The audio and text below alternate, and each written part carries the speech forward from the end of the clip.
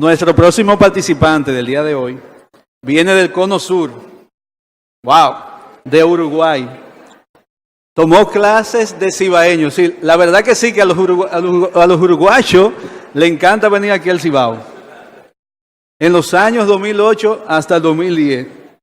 Sin embargo, reprobó porque el mate estaba muy concentrado en sus arterias. Desde que vi el mate me extrañé mucho y me dio mucha nostalgia a su país, Uruguay, sí. Tengo muy buenos hermanos allá que he compartido con ellos. Por eso le damos la otra oportunidad intensiva de disfrutar del Caribe, nuestras playas y nuestra gente.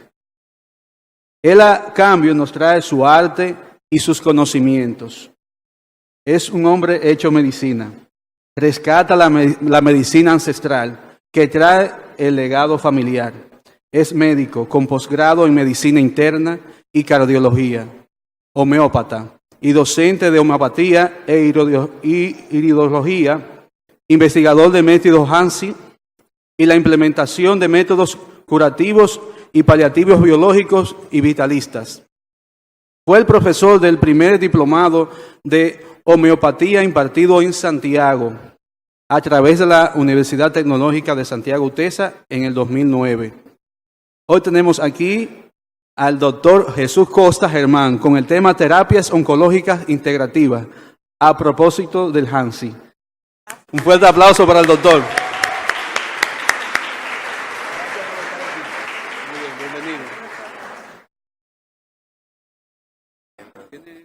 Este es el...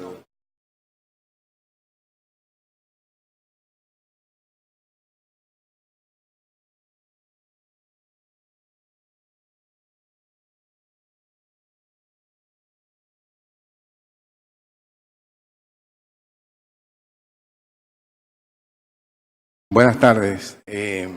Realmente es un placer estar acá en lo que yo siempre digo, mi segunda casa. En mis frecuentes visitas aquí a República Dominicana, he aprendido a querer a su gente tan bella, su parte geográfica, sus playas, las cuales hace una semana las hemos estado compartiendo con mi señora, disfrutándola.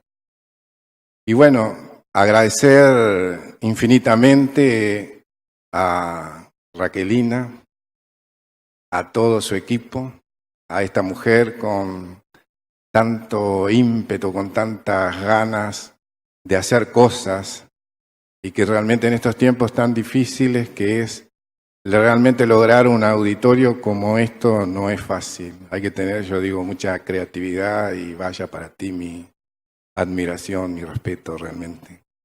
Para todo el equipo de Luna Vital y para cada uno de todos ustedes, por todo lo que estamos compartiendo, por todo lo que está ocurriendo y ha ocurrido.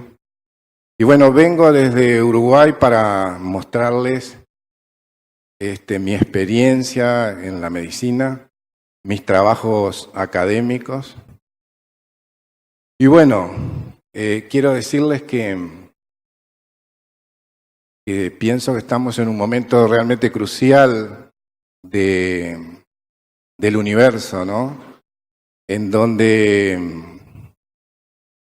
impera la enfermedad. Algo que era antes común, que era estar en salud, hoy es una excepción. Y algo que era una excepción, que era estar enfermo, hoy es lo común. Y me baso en estadísticas, por ejemplo, en mi país y en el mundo entero también, ¿no? La primera causa de muerte son las enfermedades cardiovasculares, el cáncer, que cada vez es más frecuente. En mi país, que somos 3,5 millones, mueren 30 habitantes por día de enfermedades cardiovasculares y 2 mujeres de cáncer de mama. El tema de los niños con su problemática de aprendizaje, la criminalidad, la corrupción política imperante. Entonces creo que es momento de ponernos a reflexionar de que estamos en un momento crítico. En lo que respecta a la salud, yo creo que el sistema sanitario que tenemos no nos cuida. Por eso es necesario un cambio en la medicina, hacer lo que yo llamo una medicina de promoción de salud. ¿Y qué es esto? Que es diferente a la prevención. Promover salud es educarnos, y solo así es que podemos realmente lograr poder vencer este estado de insalud que impera a nivel ciudadano y a nivel del medio ambiente.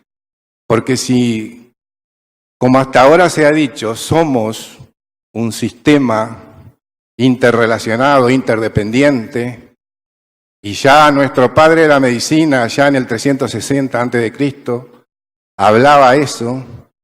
Y bueno, la ciencia después fue diciendo, sí, pero esto es filosofía, esto no tiene una base académica, no tiene una base científica.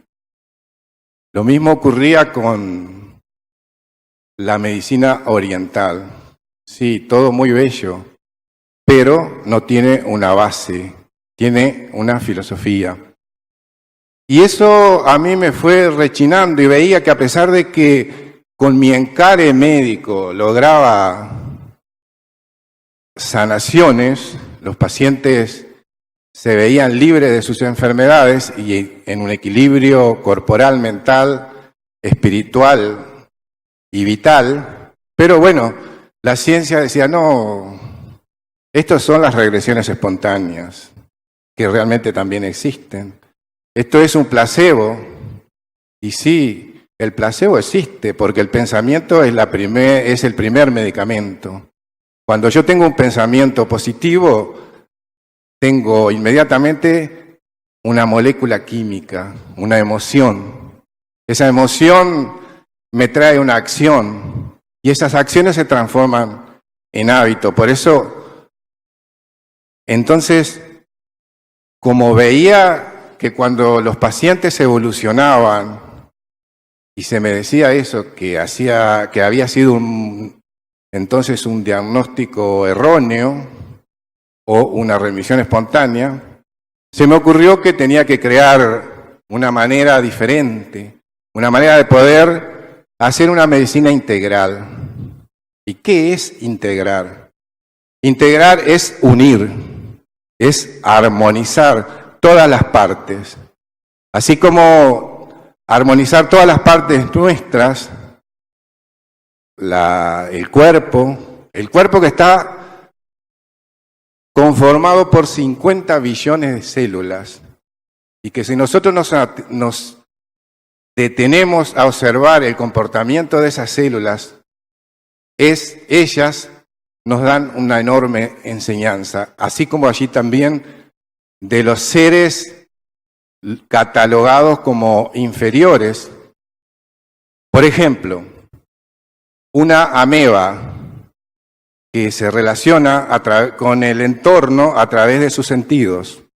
Que todo sistema energético, la primera relación es energética. Cuando yo entro a un sitio y me quiero ir, es porque percibo, mis sentidos perciben una onda de energía negativa. Cuando estoy con una persona que también quiero estar con ella porque me siento una empatía, es porque mis sentidos están captando esa buena vibra. Nuestro sistema nervioso autónomo lo lleva al sistema nervioso central y eso libera una sustancia llamada neuropéptido, que es positivo o negativo según lo que mi sistema sensorial está observando y registrando. Pero vivimos en un estado de preocupaciones, de estrés, en situaciones en lo que yo digo, el amor ha sido sustituido por el dios dólar. Vivimos en un mundo, en un momento, en el cual consumimos hasta consumirnos. Y estamos constituidos biológicamente para vivir 120 años. Y la estadística habla de que está ocurriendo lo que denomino la mesotrofia, que vivimos la mitad de vida de lo que podemos realmente vivir. y con buena calidad de vida. Pero además de eso, si le sumamos que podemos vivir ese tiempo, pero generalmente vivimos 20 a 30 años enfermos, porque a partir de los 50 años comienzan los tratamientos para la diabetes, para la hipertensión arterial, para dormir. En mi país, de los 3.800.000 consumen antidepresivos y ansiolíticos y duermen empastillados. Entonces creo que es un momento de reflexionar. Además, lo que está ocurriendo con nuestro medio ambiente que lo agredimos, pero no solamente de palabra, de hecho, de violencia, sino con pesticidas, que es una palabra, un término enmascarado, porque es venenos. Además, lo que está pasando con los magos, con los que se creen magos, los ingenieros genéticos, que están modificando genéticamente nuestros alimentos y están haciendo lo que se llama la transgresión genética, una especie de cosecha, por ejemplo, con el viento vuela, eso va, a otra especie se unen, pero además a nuestro organismo cada día ingresan esos pesticidas y ese material genético que es extraño a nuestro organismo. Y eso es lo que está ocasionando tantas enfermedades autoinmunes. Yo hoy veía las frutas y verduras, todas transgénicas. Lo único que tienen lo transgénico es la forma, pero ustedes toman un tomate y no tiene nada que ver con un tomate orgánico. Y ese material transgénico que les digo está creando realmente enfermedades por doquier. Entonces, creo que es un momento de reflexión, y máxime cuando hoy en día la ciencia occidental ortodoxa está poniendo de manifiesto todo esto que se decía que era una base filosófica, pero se está comprobando. Se está comprobando que realmente, como decía Einstein, el individuo es un sistema energético, pero vivimos tan pendientes de la lectura y la palabra que hemos perdido y nos estamos atrofiando el sentido del olfato, del gusto, porque comemos rápido. Yo qué sé, el 90% de los pacientes que veo tiene hernia hiatal y eso es porque comemos muy rápido. Masticar, saborear. Saborear es sabiduría. Ahora yo digo, ¿qué es sabiduría? Sabiduría es aplicar lo que hemos aprendido, lo que vamos aprendiendo ante circunstancias de vida para enfrentarla con tranquilidad. La sabiduría es lo que nos puede dar realmente la libertad y poder ser realmente auténticamente nosotros. Y creo que estamos también en un momento crítico de la evolución de especie. Yo digo que hemos creado lo que llamo el hombre mediocre. ¿Qué es el hombre mediocre? Es la ausencia de conciencia. ¿Y qué es conciencia? Porque por ahí se habla tanto. ¿Qué es conciencia? Conciencia es tener un pensamiento colectivo. Conciencia es tener compasión, pensar en lo mejor para el otro. Y si observamos los seres inferiores unicelulares, como las amebas, podemos aprender mucho de ellos. Por ejemplo, las amebas, la variedad Dictyocystio discoreus, a través de sus sentidos, cuando ven que hay poco alimento en su entorno, perciben eso, se van uniendo unas a otras en esa conciencia colectiva, porque saben que para subsistir hay que apelar a esa conciencia, a ese pensamiento colectivo. En esa unión comparten su ADN y de esa unión de varias células sale un ser pluripotencial que es la babosa. A su vez, en ese compartimiento de ADN quedaron especies hibernando en forma de esporas para cuando venga y ellos perciban que en su entorno hay nuevamente alimento, van a crecer y van a madurar.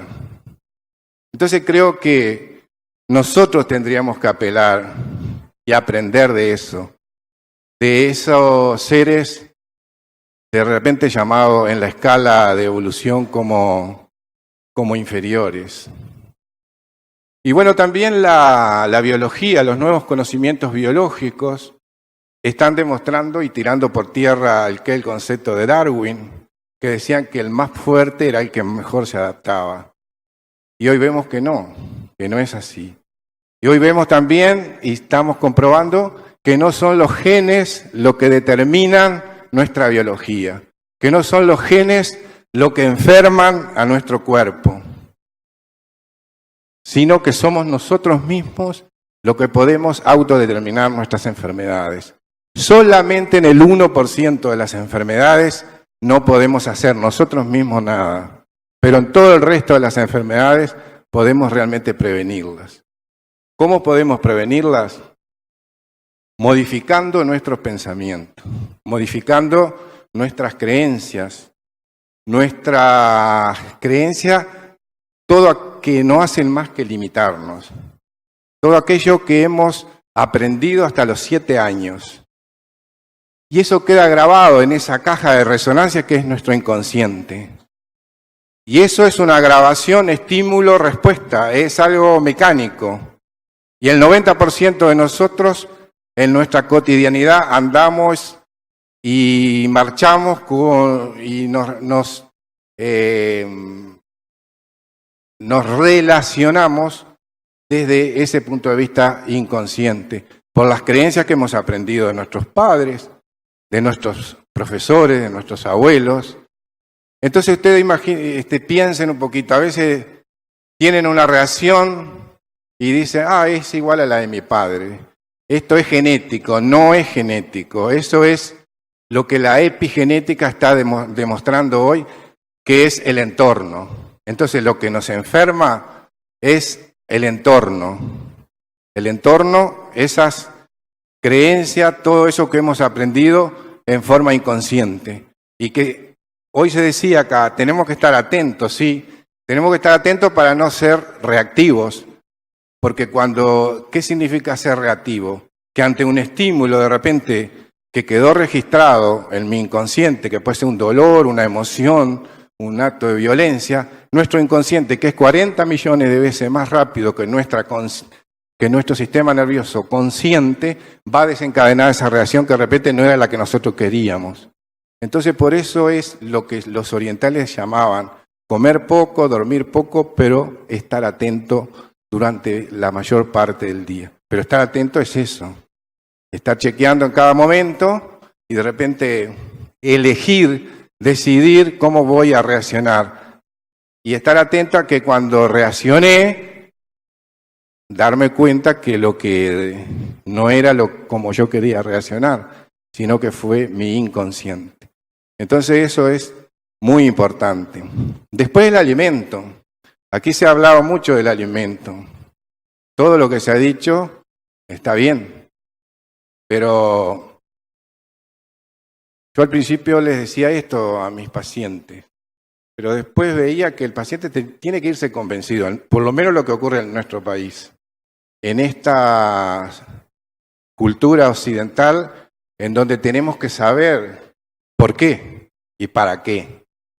Entonces la ciencia occidental ortodoxa también ha explicado el por qué y cómo ocurre esto. La ciencia más común deja esos conocimientos de lado porque nosotros tenemos que luchar. Yo digo, cuando hablamos de medicinas alternativas, que yo no hablo de medicina alternativa, sino que hablo de medicina integral porque integro todo. Pero el término alternativo es un término que la omnipotencia y la irrespetuosidad de los escépticos le habla así despectivamente como que lo que no es alopatía, lo que nos enseñan en las aulas de nuestras facultades no es ciencia. Y eso es incorrecto. El alimento, ya alguien que ha ganado 2 veces el premio Nobel de nuestra medicina occidental ortodoxa, como Otto Warburg hablaba, ¿Por qué tenemos que comer pocas proteínas animales? Primero porque nos dan mucho trabajo para digerir y no tenemos que comer en base a calorías, sino a vitalidad. ¿Y por qué ese pH ácido también que ocasionan las proteínas hace que el entorno que hablaba hoy, en el cual está cada célula, que estamos conformados para vivir en un ambiente de ligeramente alcalinidad, hace que esa célula se inflame, se irrite, se hipertrofia, ahí aparecen los lunares, las verrugas, los pólipos, lesiones precancerosas y luego la degeneración o la transformación en cáncer. Y si tenemos realmente el inconveniente de crear y que se nos diagnostique un cáncer, una célula tumoral para crecer necesita sangre ácida y poco oxígeno. Entonces, por eso es tan importante también la alimentación. La caseína, la proteína de la leche, que está involucrada en la esclerosis múltiple, en el cáncer de mama, en el cáncer de próstata, que es toda una mentira aquello que necesitamos el calcio de la leche, porque en los países donde se consume mayor cantidad de leche, que es Holanda, Nueva Finlandia, Estados Unidos, es donde mayor frecuencia de prótesis de cadera hay, por osteoporosis y por fractura de cadera. Entonces, eso le sirve realmente a la industria. Entonces le decíamos, tenemos que luchar contra esa unidad que es la industria, la ciencia, la política y la publicidad. Tenemos que luchar con eso, con ese sistema que no tiene frontera, que atraviesa todo el universo. Entonces, el sistema sanitario estaría para cuidarnos, pero no nos cuida porque nos engañas con estadísticas incorrectas y con publicidades que no son adecuadas a lo que realmente, a las capacidades que nos dicen y las bondades de determinados alimentos. Entonces tenemos que entender y comprender la responsabilidad que hay en cada uno de nosotros para estar en estado de salud. También, como somos un microambiente dentro de un macroambiente, tener conciencia de lo que implica el medio ambiente nuestro. Conciencia para aplicarlo a nuestros hijos, a los niños. Allá en Uruguay estamos teniendo un proyecto ahora de abrir escuelas para cultivar de manera orgánica. Pero el tiempo realmente apremia y quiero mostrarle algo de nuestros trabajos.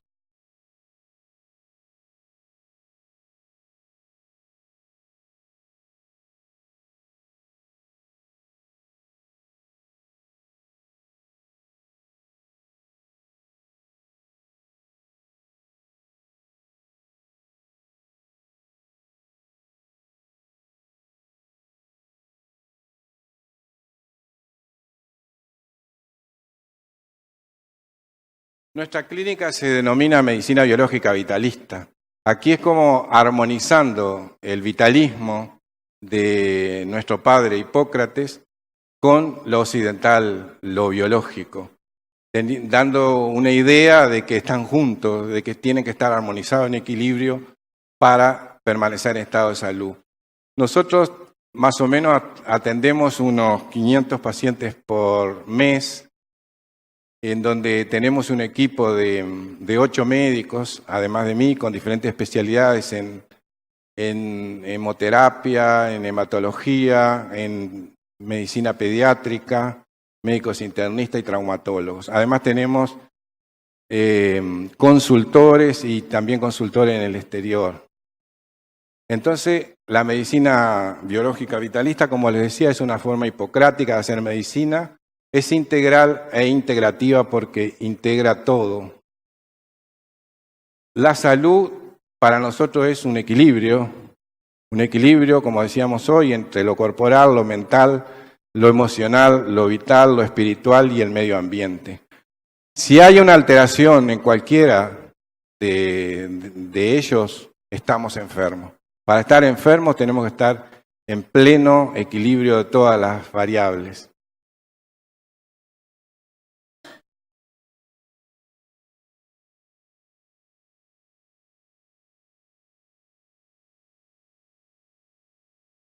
Bueno, aquí hay algo, mostrarle algunas de las instalaciones de nuestros consultorios.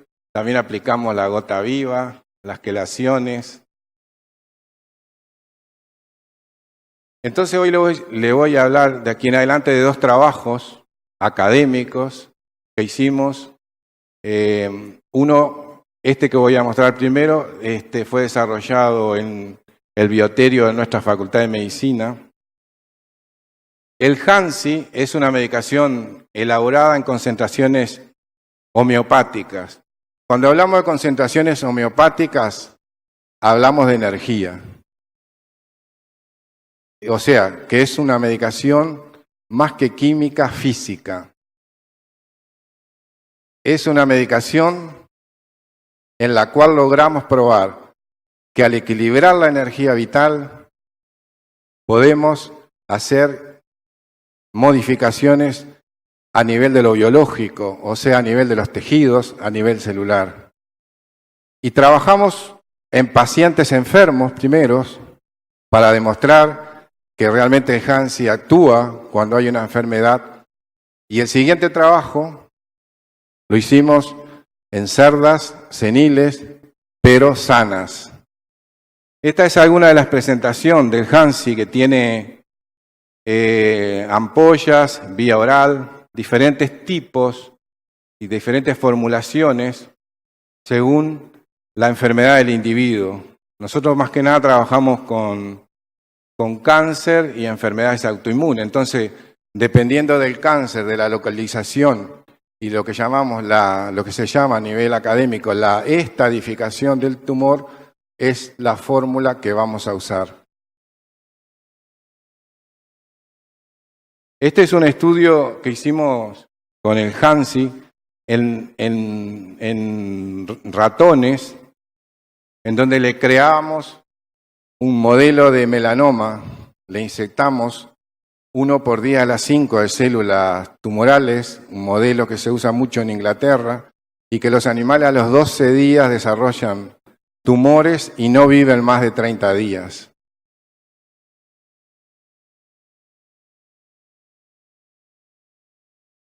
Entonces esto, como decíamos, es la evaluación del tratamiento Hansi en un melanoma. Aquí están las personas que participamos en el trabajo, conjuntamente con anatomopatólogos y las autoridades de la universidad.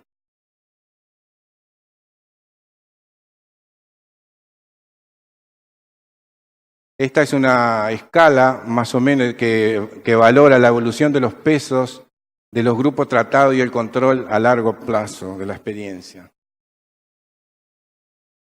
Acá hablamos de la frecuencia de la aparición de los tumores en los grupos tratados y el control. Acá vemos en donde ya a los 12 días había una incidencia muy alta de tumores. Y podemos ver allá como a los 17 días todavía hay un grupo del 12% de los ratones tratados con Hansi que todavía no tenían cáncer.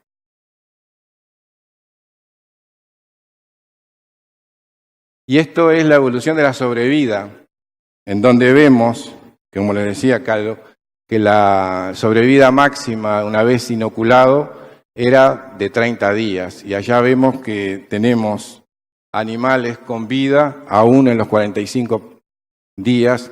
Esto es muy importante porque es un porcentaje bastante elevado, 2, 3, 10 días en cuanto a la evolución por este modelo tan agresivo. Y entonces aquí lo que les decía,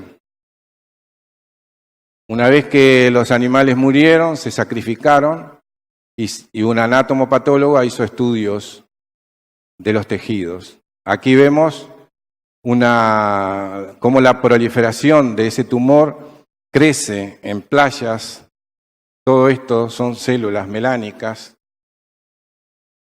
y se destacan áreas intensas de necrosis. Necrosis es muerte, o sea que ahí estuvo la medicación actuando y produciendo muerte de esas células tumorales. Lo mismo ocurre en este panorama, en donde hay un área de extensa área de muerte tumoral con 2 focos de células remanentes aquí todavía, pero todo esto son focos de necrosis que fue produciendo la medicación, o sea, la muerte selectiva de las células tumorales, de las células enfermas. Y bueno, aquí probamos que ese medicamento, que lo que nosotros decíamos, lo que veíamos en evolución en nuestra clínica, en la cual los pacientes mejoraban, toleraban mejor su tratamiento oncoespecífico, como la radio, la quimioterapia, permanecían cumpliendo sus tareas habituales, que podíamos realmente demostrar que esto era, como le decía en el inicio, científico, porque probaba, pasaba las pruebas. Este trabajo se hizo con todo rigor científico en el bioterio de nuestra Facultad de Medicina y logramos demostrar que lo nuestro no era un placebo, como dice la ciencia, de todo lo que no es la medicina convencional u alopática. Y observando a los pacientes en mi consultorio, veía que los pacientes tenían signos inequívocos de rejuvenecimiento. Su piel se hacía más brillante, más elástica, el cabello, las uñas se fortalecían. Entonces tenían esos pacientes signos inequívocos de rejuvenecimiento celular. Entonces me planteé la hipótesis de ver si realmente el Hansi tenía esa acción. Y para hacerlo científico teníamos que corroborarlo, llevarlo a los planos a los cuales la ciencia occidental dice que tiene que ser para que sea científico. Entonces,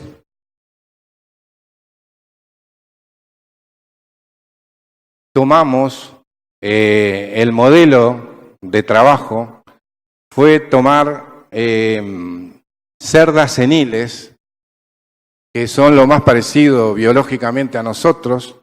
Todos sabemos que hay trasplante de válvulas cardíacas, por ejemplo, las válvulas biológicas, hay trasplante de riñón, de cerdas seniles, de cerdas, digo. Nosotros tomamos cerdas seniles con una edad equivalente a la perimenopausia de la mujer. Eran cerdas de un criadero que tiene su trazabilidad, su ficha médica, diríamos, veterinaria. Cada animal nace en condiciones como si fuera un sanatorio, tiene veterinarios que todos los días le pasan visitas. Entonces esos animales son muy caros y cuando tienen más de 4 años, que equivale a 48 años de una mujer, su producción comienza a disminuir y los animales también, los hijos, son de menor calidad, razón por la cual son sacrificados, ¿no? Entonces tomamos, para hacer ese trabajo, que también lo hicimos con la Cátedra de Anatomía Patológica de nuestro hospital universitario, el Hospital de Clínica, fue realizado en Uruguay y lo presentamos en un Congreso Mundial de Menopausia en Buenos Aires. Y ese trabajo fue publicado en una revista internacional que se llama Climateric y fue catalogado en un Congreso Mundial de Menopausia como muy bueno. Ustedes saben que cuando uno quiere participar en un Congreso Mundial de Alopatía, primero tiene que presentar el trabajo como aspirante a ese trabajo. Ese trabajo es revisado por un por un comité internacional y si es de interés para el Congreso es aceptado. Entonces ese trabajo fue aceptado y además calificado como muy bueno y mereció la reproducción en esa revista. Entonces para ese propósito trabajamos con cerdas sanas de cruzas híbridas de 4 a 5 años que equivalían a lo que decía a los 48 años. Por supuesto con doble ciego, en donde un grupo de animales recibía placebo y otro grupo recibía Hansi en una proporción de una ampolla 3 veces por semana y 2 comprimidos de 250 miligramos de aloes. Durante 8 meses. El grupo placebo recibió, el grupo 2, recibió placebo. Y estas son más o menos los componentes de Hansi, que es el licopodium, lacchesi, tuya y calcárea. Todo expresado en una potencia 12x, 30x, que eso habla cuántas veces está dividida la tintura madre, que es de donde partimos, que es donde hay sustancias químicas, ¿no?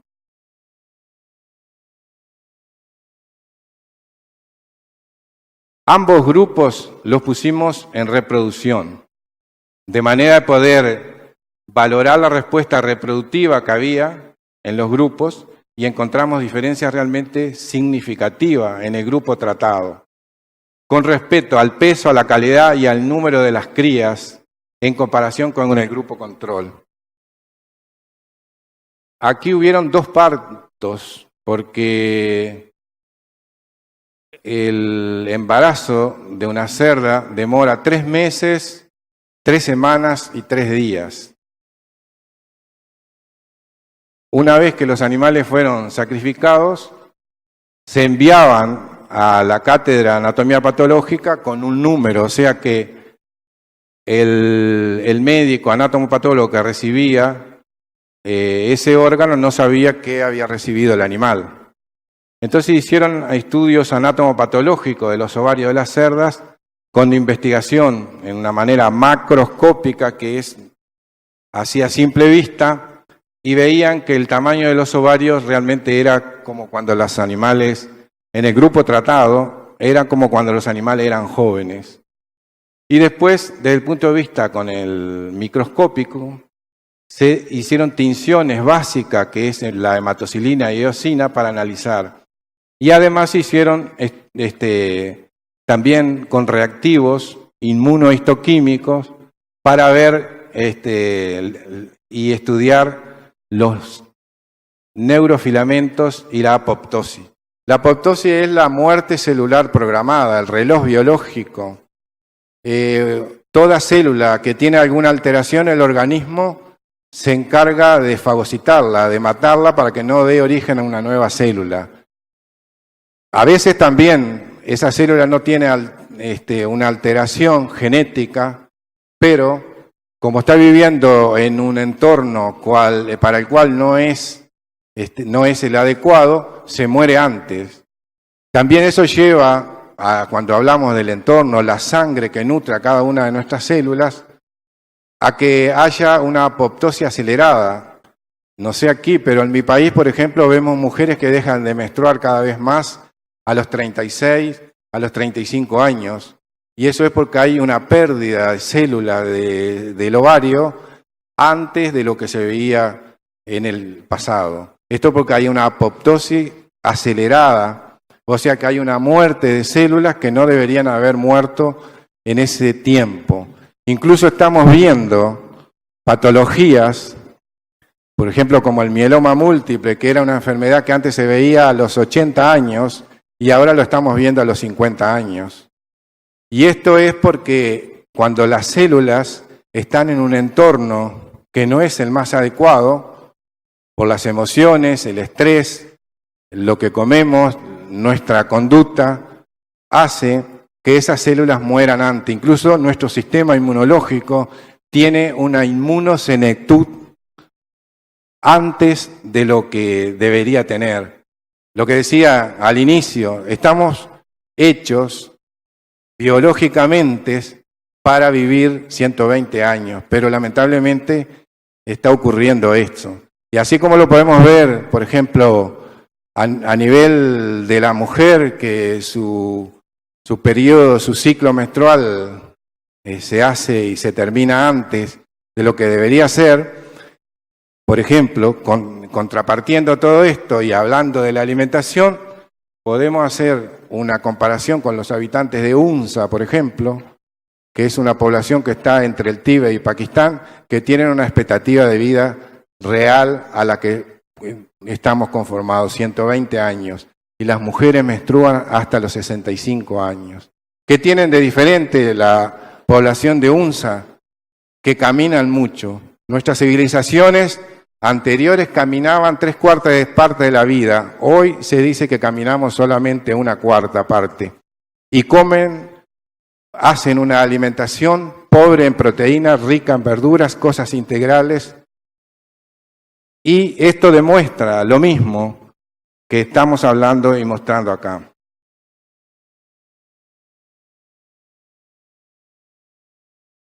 Entonces las conclusiones en la macroscopía, como decíamos, el estudio de las cerdas tratadas demostró un aumento de tamaño de los ovarios, un aumento del número de los elementos del sistema folicular a nivel de la corteza del ovario, un aumento de elementos presentes en el proceso de maduración de los ovocitos y un aumento del estroma ovario en funcionamiento.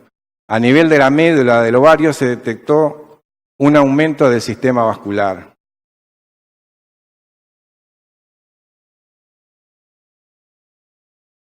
Y estas son unas microfotografías de los tejidos, que son realmente muy elocuentes. Aquí podemos ver en estas dos fotos de arriba el ovario de una mujer de 48 años, o sea, una mujer perimenopáusica, peri alrededor de la menopausia. Esta parte es la corteza del ovario, donde se gestan, donde maduran los ovocitos, los óvulos. Y esta parte es la médula del ovario. Como ustedes pueden ver acá, esto es un tejido duro, viejo. Acá hay una arteria que muestra signos de angioesclerosis, o sea, de envejecimiento celular o de arterioesclerosis. Y estas dos microfotografías que están en la parte inferior son del grupo de las cerdas que no recibieron Hansi. Como ustedes pueden ver, es el mismo paisaje de los tejidos, tejidos sin óvulos, sin ovocitos, tejidos duros, viejos. Aquí podemos apreciar el engrosamiento de las arteriolas que hablan de un proceso de angioesclerosis. Aquí lo mismo. Y la médula de ese ovario que no recibió Hansi tiene la misma condición que la cerda de los 48 años que también, digo de la mujer en 48 años que está en un periodo casi menopáusico. Y acá pueden ver el grupo que recibió Hansi. Mira aquí, esta es la corteza de ese ovario que recibió Hansi. Ven un tejido laxo, rosadito, joven, rejuvenecido. Acá vemos que hay un folículo. El folículo es la unidad funcional del ovario. Acá hay otro folículo que va en vía de maduración. Aquí se produjo la maduración del óvulo, es lo que se llama el folículo terciario de Graf. Como pueden ver, se cumple la primera etapa del ciclo menstrual que debido al estímulo de los estrógenos, el óvulo madura. Acá, esto, una vez que el óvulo salió del ovario, queda lo que se llama el cuerpo amarillo. Esto es la hemorragia que produjo la ovulación y el lanzamiento del ovocito hacia la trompa. Ven acá también que en el segundo ciclo, en la segunda parte del ciclo, aumenta la progesterona que da un edema de los tejidos y por eso muchas veces puede haber una retención de líquido y una sensación de pesadez en la mujer, es debido a esa segunda parte del ciclo menstrual. Y esta es la cicatriz de lo que se llama, como no hubo una fecundación, queda el cuerpo albicans o una cicatriz.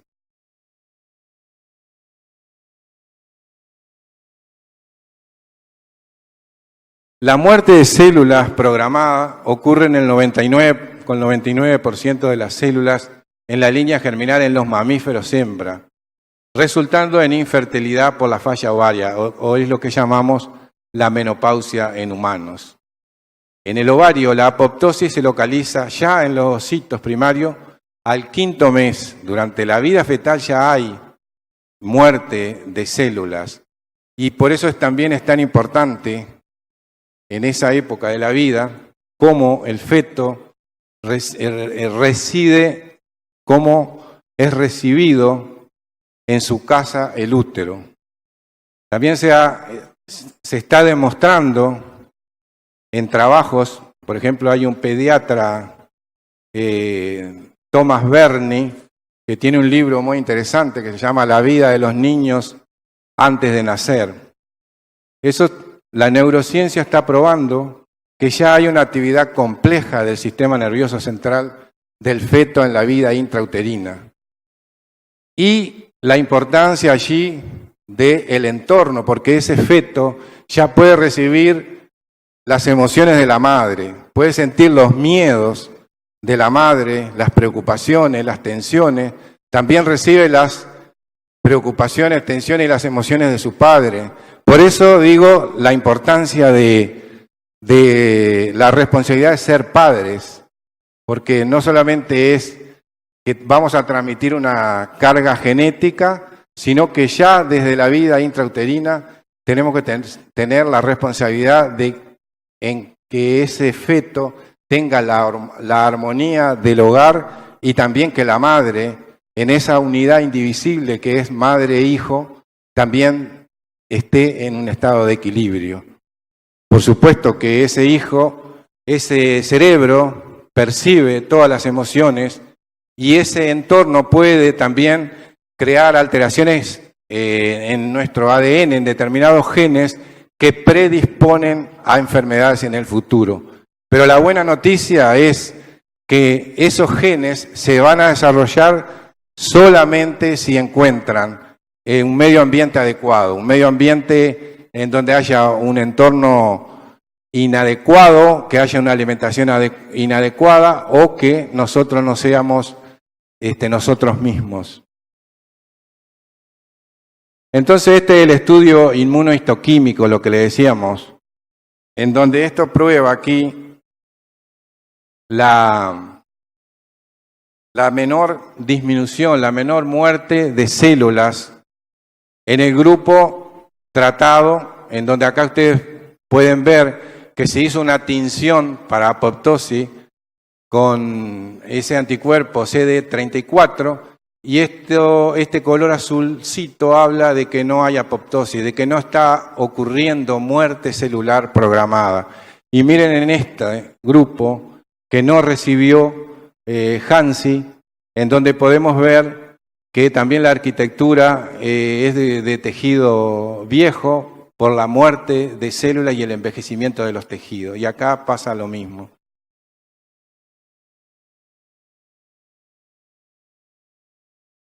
En conclusión, pudimos demostrar la acción altamente beneficiosa de la medicación homeopática usada, probando su efectividad como regulador de la apoptosis y el antienvejecimiento celular. Pudimos lograr algo que hasta ahora no se ha podido demostrar, algo que la ciencia busca lograr con medicamentos alopáticos, que es poder enlentecer el reloj biológico, y menos con medicamentos homeopáticos, en donde tampoco hay literatura que muestren trabajos importantes. Entonces nosotros pudimos demostrar esto de una manera contundente, académica, científica, y hecho en nuestro hospital universitario. Entonces, buscando, estos trabajos los hemos presentado en diferentes congresos alopáticos y les he hecho la misma pregunta a todos, si alguien conoce la existencia de un trabajo que muestre el enlentecimiento del reloj biológico, de la muerte celular programada.